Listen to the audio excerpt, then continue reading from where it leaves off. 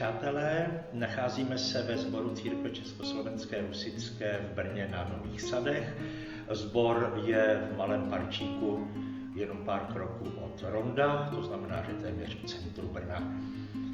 Před nějakým časem jsme přišli na myšlenku začít s dalšími bohoslužbami, které by byly pravidelně každou neděli v podvečer v 18 hodin.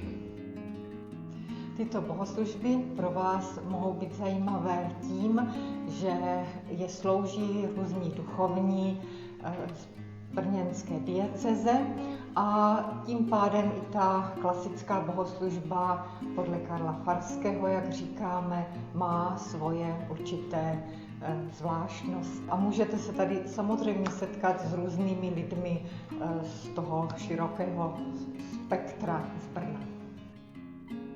Budeme se na vás těšit. Do bohoslužby samozřejmě se můžete aktivně zapojit a vždy po skončení bohoslužby ještě počítáno s tím, že posedíme, eventuálně můžeme nějak říct si své myšlenky ke kázání a tak podobně. Moc se